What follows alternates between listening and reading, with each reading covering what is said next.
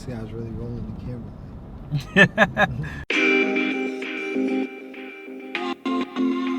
What? That's my new shit. What up, bro?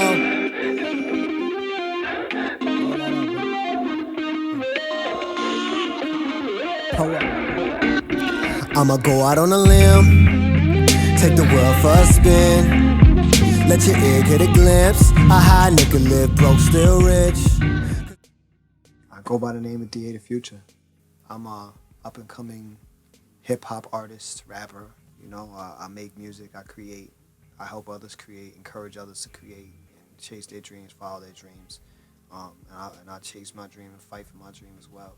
Well, I was born in California, Van Nuys, California. I moved out here to Long Island, Amityville, Long Island, when I was 7.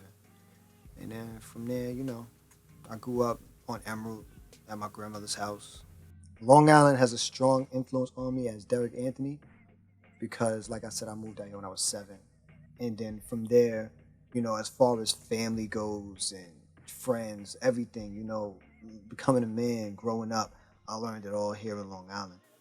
I mean, it has a great influence as a person on that standpoint. And then as an artist, it has a greater influence because it's like, you know, it's just as of recent, as of the last, let's say 10, 15 years in hip hop, that it's been okay for a hip hop artist not to have a gun and not to have been to prison and not to have gotten shot. Like, that's cool now. You know, like, we can't even say the last 15 years. Let's say the last 10, maybe 8, you know, with the emergence of Kanye West and, you know, the reemergence of, like, the Backpack era and the Jungle Brothers, stuff like that. Like, we are just now getting to the point where you can do that. And Long Island, obviously, is not a place that's known for its crime rate. You know, we're known for our good education and beaches. So, you know, like, the hip-hop game, the music industry is kind of turning back to us. Like, you know, they was looking at us with De La and Public Enemy and EPMD and the various artists that came from Long Island. You know, that was 20, 30 years ago. Now, it's like, yo, that type of music is coming back around.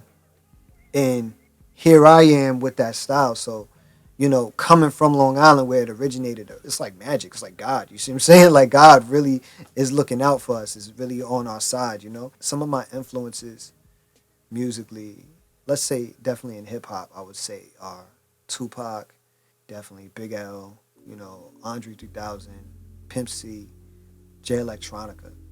I mean, musically, like, my favorite artist of all time is Curtis Mayfield. So, you know, like, I love hip hop. Don't get it twisted. You know, I am hip hop. I breathe hip hop. It's in me. It's in my blood. It's just my culture. But if you tell me to press play, if you give me the aux cord, we might be listening to something totally different. Feel me? I got introduced to hip hop through gospel music. It wasn't even really through like hip hop. You know, I wasn't allowed to listen to secular music until I was like 12, 13 years old.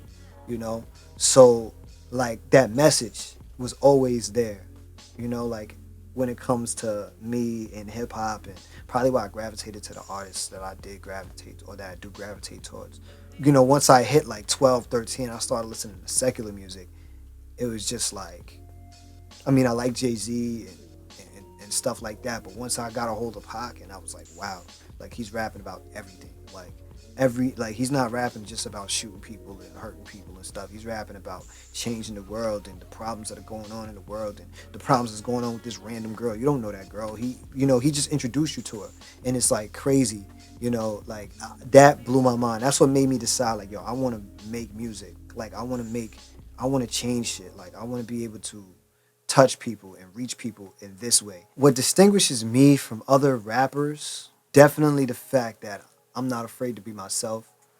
Like, I look to artists for inspiration, but a lot of the time I look within. You know, I get a lot of my inspiration from my regular conversations on the street, from, you know, conversations that I have with my friends on the phone. And so definitely the fact that I'm not afraid to be me. Like I definitely go within myself. And I try to, like, expose a layer. Like, every time I write, I try to expose a layer of myself that somebody hasn't seen before.